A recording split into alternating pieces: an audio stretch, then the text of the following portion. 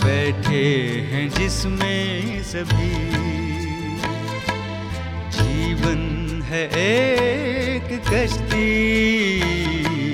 बैठे हैं जिसमें सभी।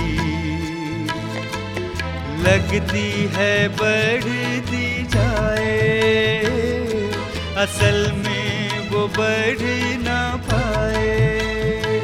अगर यीशु माझी नहीं, अगर यीशु माझी नहीं।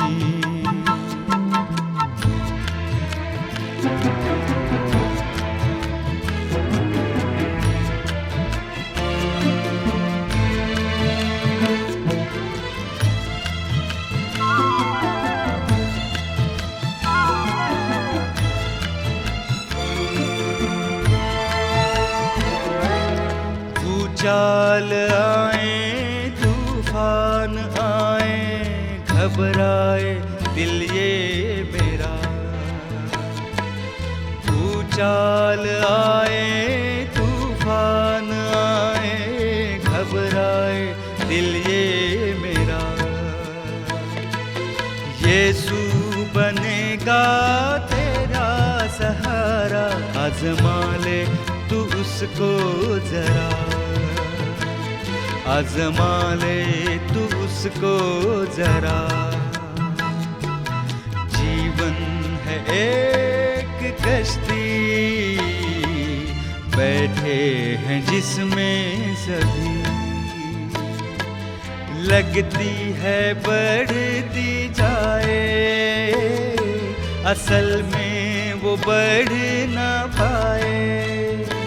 अगर यीशु माझी नहीं, अगर यीशु माझी नहीं।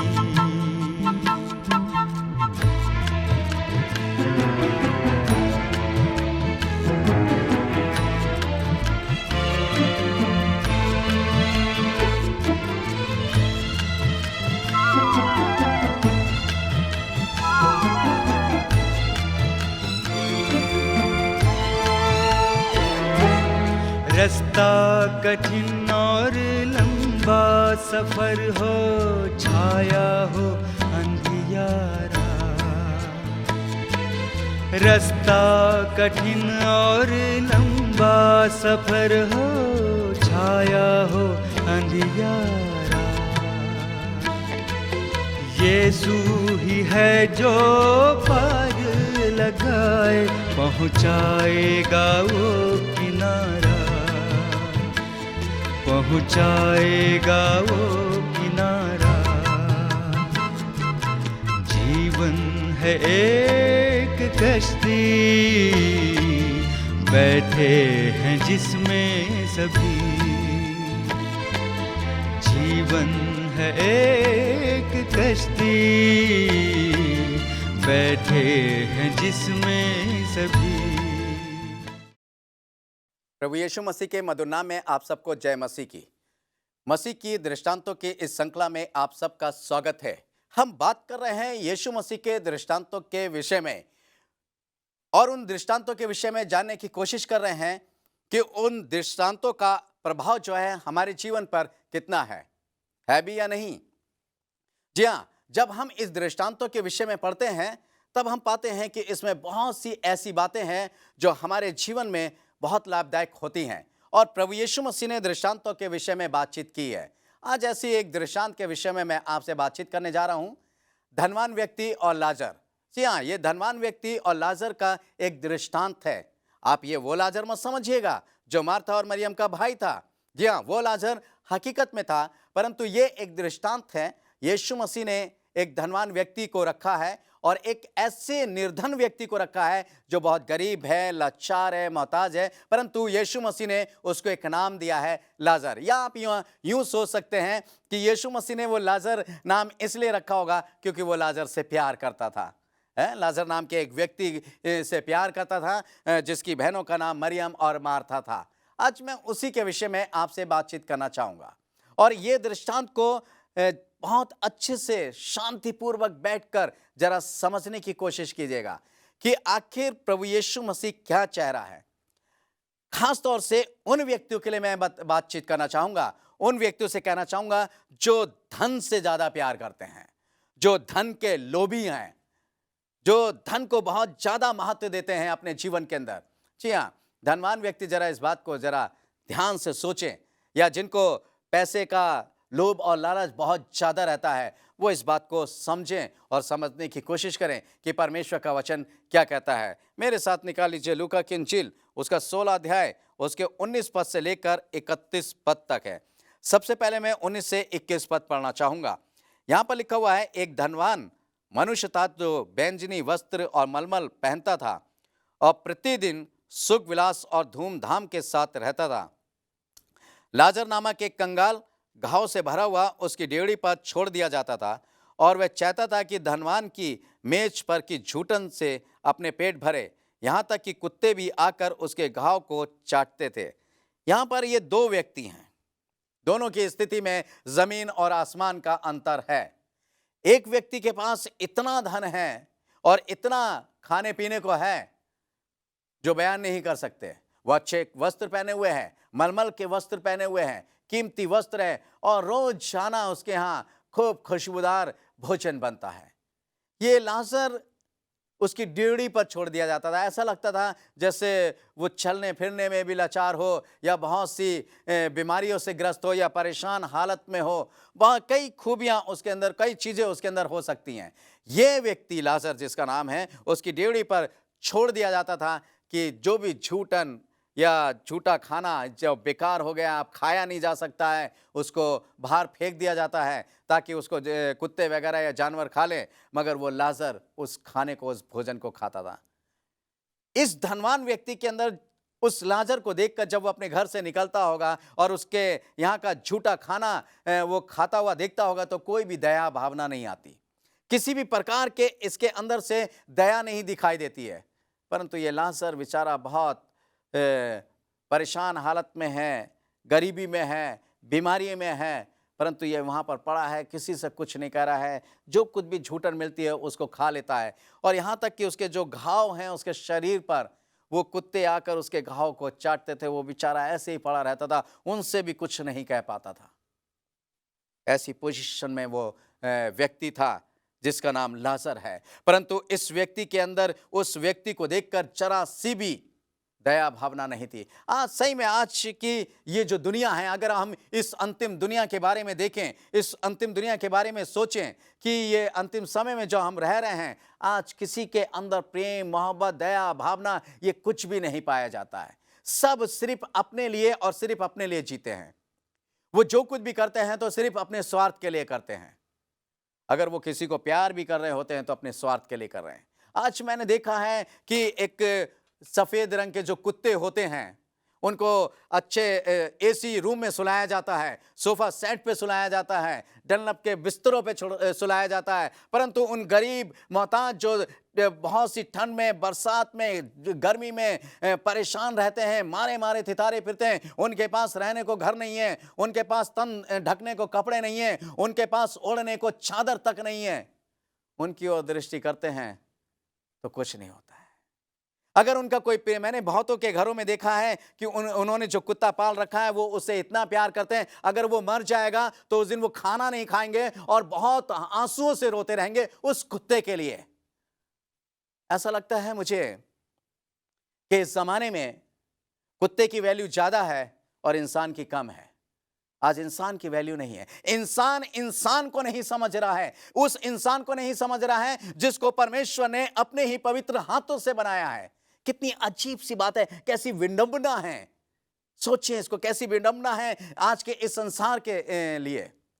बड़ी अजीब सी बात लगती है कि वो भी इंसान है, मगर वो इंसान जो अपनी अमीरी में है और बड़े मौज मस्ती से रह रहा है, परंतु उस गरीब की तरफ वो निगाह उठाकर भी नहीं देखता है। उस गरीब के बारे में जो उसकी चौखट पे खड़ा हुआ है उसके बारे में नहीं सोचता है। वो उस गरीब से अच्छा, वो जो परमेश्वर के हाथों की रचना है, जो उस गरीब को भी परमेश्वर ने बनाया है, परंतु वो कुत्ता उस गरीब से कहीं ज्यादा महत्व रखता है उनके जीवन में। अब आप ये कहेंगे, फिर परमेश्वर ने उसे गरीब क्यों बनाया? मैं ये कहना चाहूंगा कि परमेश्वर ने आपको अमीर क्यों बनाया? क्या इसलिए कि आपके अंदर की दया भावना खत्म हो जाए? क्या इसलिए कि आपके अंदर का प्रेम समाप्त हो जाए? क्या इसलिए कि आप इंसानों से ज्यादा जानवरों को महत्व दें? नहीं मेरे प्यारे भाइयों बहनों, परमेश्वर देखना चाहता है कि आपकी सोच क्या है। परमेश्वर देखना चाहता है कि आपकी सोच में पवित्रता है या नहीं। परमेश्वर देखना चाहता है कि आपके जीवन में परमेश्वर का प्रेम है या नहीं। परमेश्वर का प्रेम यदि आपके जीवन में नहीं है तो फिर आप बिल्कुल व्यर्थ का जीवन जी रहे हैं। और आपके साथ क्या होने वाला है ये आगे इसी दृष्टांत में देखेंगे।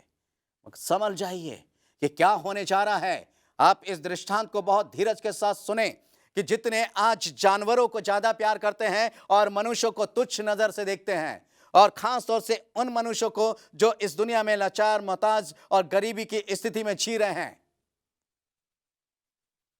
ध्यान रखें परमेश्वर न्याय करता है। हर एक का न्याय करेगा, आपका भी और मेरा भी। और जब हम परमेश्वर के न्याय में यदि खरे उतरे तो परमेश्वर की आशीष हमें मिलेगी। और यदि परमेश्वर के न्याय में हम खरे नहीं उतरे तो यकीन जानिए कि हमारी स्थिति इस धनवान व्यक्ति के समान होगी जो इसके अंदर है। आगे पढ़ते हैं परमेश्वर का वचन क्या कहता है। 22 और 23 पद पढ़ना चाहूंगा। यहाँ लिखा हुआ, ऐसा हुआ कि वे कंगाल मर गया और स्वर्गदूत ने उसे लेकर अब्राहम की गोद में पहुंचाया। वे धनवान भी मरा और गाड़ा गया, और अधोलोक में उसने पीड़ा में पड़े हुए अपनी आंखें उठाईं और दूर से अब्राहम की गोद में लाजर को देखा। जी हाँ, यहाँ पर प्रभु यीशु मसीह ये बताना चाह रहा है, अब वो दोनों मर गए हैं। जब वो दोनों इस दुनिया के अंदर जीवित थे तब उनकी स्थिति क्या थी? धनवान ऐशो और आराम के साथ था। परंतु अब वो जब मर गए हैं तो उन दोनों की स्थिति में जमीन आसमान का परिवर्तन आ गया है। अब कहानी जो है बिल्कुल बदल गई है, स्थिति बिल्कुल बदल गई है, पलट गया है पासा।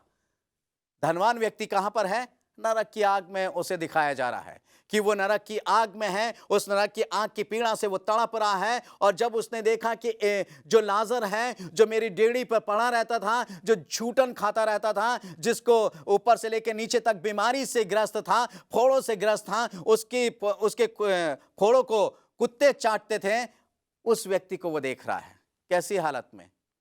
बिल्कुल साफ और सुथरी और अच्छी और पवित्र हालत में देख रहा है। और किसके हाथ में किसकी गोद में देख रहा है? इब्राहिम की गोद में, एक अच्छी जगह पे। इब्राहिम का गोद का मतलब है एक अच्छी जगह परमेश्वर ने उसे रखा है। एक ऐसी जगह पर रखा हुआ है कि जहां पर किसी भी प्रकार की पीड़ा नहीं है, किसी भी प्रकार का कोई दुख नहीं है, किसी भी प्रकार के कोई आंसू नहीं है, किसी भी प्रकार की भूख और प्यास नहीं है। ऐसी स्थिति में दोनों की स्थिति में फर्क आ गया। अब जब इसने देखा ये पीड़ा में तड़प रहा है, अब पीड़ा सहने की बारी इसकी है, क्योंकि इसने सब कुछ ऐशो आराम से सब कुछ बटोर लिया है। परंतु ये व्यक्ति जो है ये क्या कहता है? जब इसने देखा उसको उठाते हुए, तो परमेश्वर का वचन क्या बताता है कि वो क्या कहता है? 24 पद पढ़ना चाहूंगा इसका। यहाँ लिखा है, तब उसने पुकार कर कहा, हे पिता इब्राहिम, मुझ पर दया करके लाजर को भेज दे, ताकि वह अपनी उंगली का सिरा पानी में भिगोकर मेरी जीभ को ठंडी करे, क्योंकि मैं इस ज्वाला में पड़ा तड़प रहा हूं। क्या बात है! उस धनवान की शानो शौकत तो देखिए, हिकमत तो देखिए साहब उसकी। जिस लाजर को उसने एक बूंद पानी तक नहीं दिया, जिस लाजर की तरफ वो निगाह भी नहीं उठा के देखता था घमंड के मारे अपने, जिस लाजर की उसने हमेशा बेइज्जती करी, हमेशा इग्नोर किया, अपना झूठा ही खिलाया, बल्कि वो उसे क्या खिलाता था? वो तो बाहर कुत्तों के आगे फेंक दिया करता था, और लाजर वो ही बेचारा खाता था। जब उसको उस समय दया नहीं आई, आज लाजर से दया की बात कर रहा है।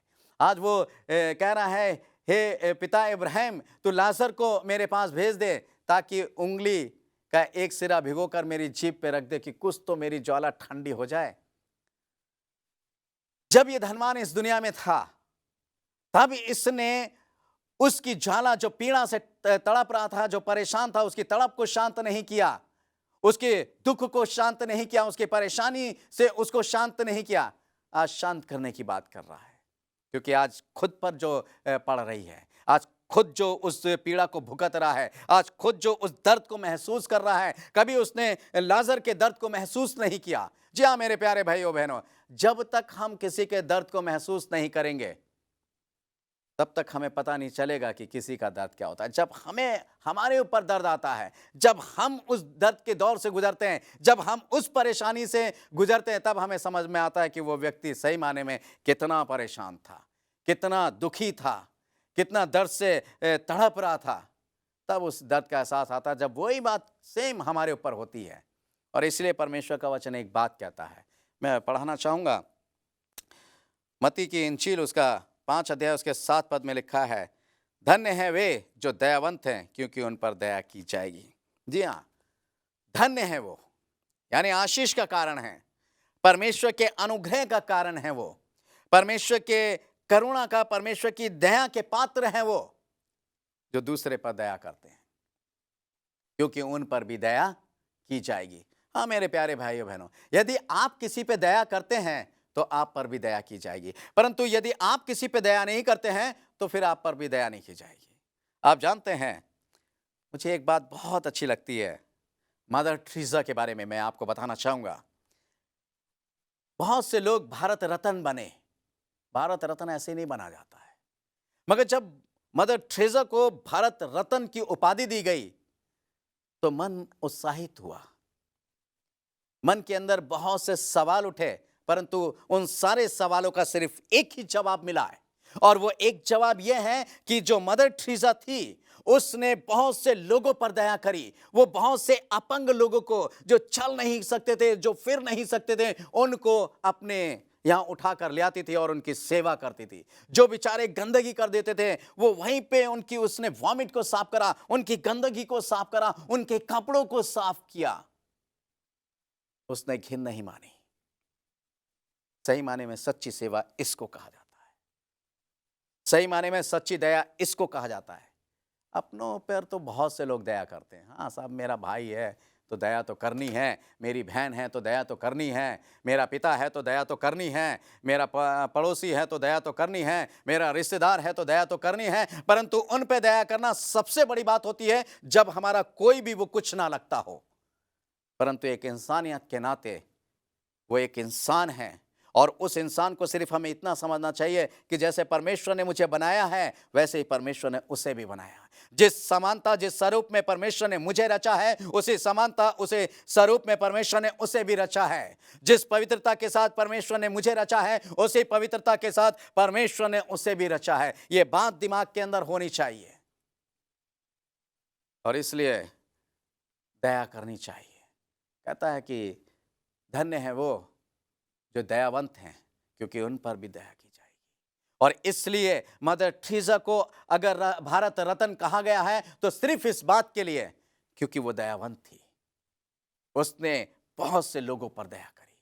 आज मैं और आप कितनी दया करते हैं, मैं और आप कितने वो हैं, दयावंत हैं। हम जानवरों पर तो दया करते हैं, मैं ये नहीं कह रहा हूं कि आप उन पर दया मत करें, ठीक है, एक जानवर है, उसे चोट लगी है, उसे भी पीड़ा हो रही है, मगर उससे कहीं बढ़कर वो मनुष्य है जिसको परमेश्वर ने बनाया। जी हाँ, आप कहेंगे कि उस जानवर को भी परमेश्वर ने बनाया, मगर बनाने का अंतर है। याद रखें, परमेश्वर ने उस जानवर के लिए कहा हो जा तो वो हो गया, परंतु मनुष्य के लिए उसने ये नहीं कहा कि हो जा तो हो जाए। परमेश्वर ने अपने इन हाथों का, अपने पवित्र हाथों का, अपने सामर्थ्य से भरे हुए हाथों का इस्तेमाल करा है। और परमेश्वर का वचन कहता है, जब आप अय्यूब की पुस्तक 10 अध्याय पढ़ेंगे, 8 और 9 और 10, 11 पद तक पढ़ेंगे, तो वहाँ लिखा हुआ है उसने मनुष्य को मिट्टी जमा कर बनाया, दही के समान फेंट कर बनाया, उसने दही के दूध के समान फेंट कर बनाया है, दही के समान जमा कर बनाया है। परमेश्वर का वचन कहता है कि इसका मतलब क्या है कि परमेश्वर ने अपने हाथ और पैरों को मिट्टी में गंदा किया है। इस तरीके से परमेश्वर ने उसे बनाया है। जब परमेश्वर ने उसे इस तरीके से बनाया है तो वो मनुष्य बड़ा होता है, क्योंकि वो परमेश्वर की समानता और परमेश्वर के स्वरूप में सिरजा गया है। इसलिए मनुष्य को चाहिए कि वो मनुष्य के ऊपर दया करे, एक दूसरे पर दया करे, और जब वो एक दूसरे पे दया करते हैं तो वो फिर परमेश्वर की दया के पात्र होते हैं। हम तब तक परमेश्वर की दया के पात्र नहीं हो सकते जब तक हम एक दूसरे की दया नहीं करेंगे, एक दूसरे पे की मदद नहीं करेंगे। तो मेरे प्यारे भाइयों बहनों, यहां पर ये जो व्यक्ति है, ये जो धनवान व्यक्ति है, ये अब दया चाह रहा है। क्या इसे दया मिलेगी? सवाल ही नहीं उठता। जब तक आप जीवित हैं तब तक आप दया देकर परमेश्वर की दया ले सकते हैं, परंतु जिस दिन आपका जीवन समाप्त हो गया, उस दिन ना तो आपको मनुष्यों की दया मिलेगी और ना ही परमेश्वर की दया मिलेगी। परंतु हां, आपकी स्थिति क्या है? क्या आप नरक के भागीदार हो सकते हैं या स्वर्ग के भागीदार हो सकते हैं? परमेश्वर के राज के वारिस हो सकते हैं या फिर आप नरक के वारिस हो सकते हैं। आपको इन दो स्थानों में से एक स्थान चुनना है, और इन एक स्थान को चुनने के लिए आपको वैसे ही कार्य करना है। यदि आपको नरक का वारिस होना है तो ठीक है, धनवान व्यक्ति की तरह सोच रखें, किसी के बारे में कुछ ना सोचें, सिर्फ अपने बारे में सोचें, अपना खाए पिए ऐश करें, और आपके अपने लेवल के जो लोग हैं उन्हीं से संबंध रखें और किसी से ना रखें। गरीबों को ठोकर में मारते हुए चले जाएं, आप नरक के वासी हो जाएंगे। यदि आप परमेश्वर के राज के वासी होना चाहते हैं तो आपको अपने विचारों को बदलना होगा, आपको अपनी सोच को बदलना होगा, आपको ये बदलना होगा कि आपको जानवर पर दया करनी है या मनुष्य पे पहले करनी है। मनुष्य बड़ा है या जानवर बड़ा है, आपको इसके अंदर अंतर करना होगा। जब आप ये करेंगे तब आप परमेश्वर की दया के पात्र होंगे। जब आप दूसरों पर दया करेंगे तब परमेश्वर की आशीषें आपको मिलेंगी। मेरे प्यारे भाइयों बहनों, मैं आगे पढ़ना चाहूँगा। यहाँ पर परमेश्वर का वचन बताता है 26 पद, यहाँ पे 26 पद में, बल्कि 25 और 26 पढ़ना चाहूँगा। परंतु अब्राहम ने कहा, हे पुत्र, स्मरण कर कि तू अपने जीवन में अच्छी वस्तुएं ले चुका है, और जैसे ही लाजर बुरी वस्तुएं, परंतु अब यहाँ शांति पा रहा है और तू तड़प रहा है। इन सब बातों को छोड़ हमारे और तुम्हारे बीच में एक भारी गड्ढा ठहराया गया है कि जो यहाँ से उस पार तुम्हारे पास ना जा सके और ना आ सके, और ना कोई इस पार हमारे पास आ सके। क्या मेरे प्यारे भाइयों बहनों, परमेश्वर का वचन ये बता रहा है। इब्राहिम उसको स्पष्ट बात बताता है। यानी इब्राहिम का मतलब ये दृष्टांत है जो यीशु मसीह है, और यीशु मसीह ये बताना चाहता है कि इस संसार में तुमने बहुत सी अच्छी वस्तुएं ले ली, सारी अच्छी वस्तुएं पा ली हैं, अब तुमने सारे सुख प्राप्त कर लिए हैं, अब सुख की जरूरत तुम्हें नहीं है। अब जिसको सुख नहीं मिला है उसकी जरूरत है। इस धनवान व्यक्ति से स्पष्ट कहा कि तुम्हें जितना भी सुख मिलना था, जितना भी चैन तुमने पाना था वो पा लिया है, अब चैन तुम्हारे लिए नहीं है। अब तुम बेचैन आत्माओं की तरह उसी नरक में तड़पते रहो और भागते फिरते रहो उसी नरक के अंदर, इधर से उधर। मेरे प्यारे भाइयों बहनों, परमेश्वर का वचन इस बात को बताता है कि जब हम इस तरीके की स्थिति में होते हैं तब क्या होता है। मगर वो कहता है, परमेश्वर का वचन इस बात को बता रहा है कि जो नरक में है या जो परमेश्वर के राज में, जो परमेश्वर के राज के भारी हैं, उनके बीच में काफी गैपिंग है। भारी गड्ढा लिखा हुआ, भारी गड्ढा है, और उस भारी गड्ढे को फांद कर कोई इधर से उधर नहीं जा सकता, क्योंकि परमेश्वर ने उन दोनों के स्थानों को अलग कर दिया है कि जो दया जिन्होंने दिखाई है और जो परमेश्वर की दया के पात्र हैं वो बिल्कुल अलग है। जो परमेश्वर की दया के पात्र नहीं है वो बिल्कुल भी उन लोगों से मिल भी नहीं सकते हैं, और जो दया के पात्र हैं वो भी इधर नहीं आ सकते हैं। इसलिए मेरे प्यारे भाइयों बहनों, यदि आप चाहते हैं, ये जीवन कितने समय का है? 30 साल, 50 साल, 70 साल, ज्यादा से ज्यादा 80 साल। इससे ज्यादा आपका जीवन क्या हो पाएगा? मेरे ख्याल से इससे ज्यादा आपका जीवन कुछ नहीं हो पाएगा। 70 साल के बाद या 80 साल के बाद, या मान लीजिए 100 साल के बाद, हालांकि इस जीवन के बारे में हम कुछ नहीं कह सकते, क्योंकि परमेश्वर का वचन कहता है कि तेरा आयु जो है मानो एक भाप के समान है, तुम्हारी आयु मानो एक बालिश के समान है। अभी एक भाप के समान है कि अभी दिखाई देती है और फिर नहीं दिखाई देती है। आज हमें पता नहीं चलता है कि हमारा जीवन कब समाप्त हो जाए, परंतु चलिए एक उदाहरण के तौर पे मान लेते हैं कि हमारा जीवन 100 साल का है। 100 साल के बाद जब हम मर जाते हैं, उसके बाद किस स्थिति में होंगे? उसके बाद हमारी पोजीशन क्या होगी? उसके बाद फिर हम कहाँ होंगे? हम तड़प रहे होंगे, यीशु मसीह कहता है कि तुम कहाँ जाकर तड़प रहे होगे। उसको डाल दिया गया। अब उसको चिंता होने लगी। अब इस धनवान व्यक्ति को एक बात की और चिंता होने लगी। किसकी? अपने घर वालों की, अपने परिवार वालों की। अरे मेरे परिवार वाले भी मेरी तरह हैं, मेरे परिवार भी बस जो हैं वो शानो शौकत से रह रहे हैं, वो भी किसी के ऊपर दया नहीं करते हैं। इसलिए उसने अब्राहम से कहा कि लाजर को जो है मेरे यहाँ भेज दे ताकि वो उन्हें जाकर बताए। उसने कहा वो क्यों बताएगा, किस लिए बताएगा, वो उसकी क्यों सुनेंगे? उसने कहा अगर मरों में से कोई जीवित होकर जाएगा तो शायद सुन लेंगे। ये यीशु मसीह बताना चाहता है कि उनके पास भविष्यवक्ताओं की और धार्मिक पुस्तकें हैं, उनके पास बताने वाले वो सेवक हैं। जब वो उनको जाकर बता रहे हैं और वो किताब जो पवित्र शास्त्र है वो पढ़ते हैं और वो उनको पढ़ के सुनाई जाती है, जब वो उनकी नहीं सुनते हैं तो फिर वो किसके सुनेंगे? तुम भी तो थे, सुन रहे थे, परमेश्वर का वचन सुनाया जा रहा था, उस किताब को सुनाया जा रहा था। कितना तुमने सुना? नहीं सुना। इसलिए जब तुमने नहीं सुना तो वो भी नहीं सुन रहे हैं और इसी के नरक के भागीदार होंगे। इसलिए मेरे प्यारे भाइयों बहनों, आपके पास परमेश्वर का वचन है और परमेश्वर का वचन बताना चाहता है कि आपको अपना जीवन कैसे चलाना है। आइए परमेश्वर की इच्छा के अनुसार अपने जीवन को चलाएं। प्रभु इस वचन के द्वारा आशीष दे। आइए प्रार्थना करें। स्वर्ग और पृथ्वी के सृष्टिकर्ता परमेश्वर यहोवा, हम आपका धन्यवाद करते हैं कि आपने हमारी आंखों को खोला और हमें एक सही रास्ता दिखाया। कहते हैं कि हम दया के पात्र बने आपके, ताकि हम भी मनुष्यों पे दया कर सकें। अपनी आशीष तो हम सब पर दें। ये प्रार्थना यीशु मसीह के नाम से मांगते हैं, आमीन। मेरे प्यारे भाइयों बहनों, यदि आप अपने लिए प्रार्थना कराना चाहते हैं, इसके बारे में और अधिक जानना चाहते हैं, तो आपकी स्क्रीन पर जो नंबर है आप उसको नोट कर लें और जो पता है उसको नोट कर लें और हमें लिख भेजिए। हम आपके लिए विशेष प्रार्थना करेंगे और आपको और अधिक जानकारी देंगे। धन्यवाद।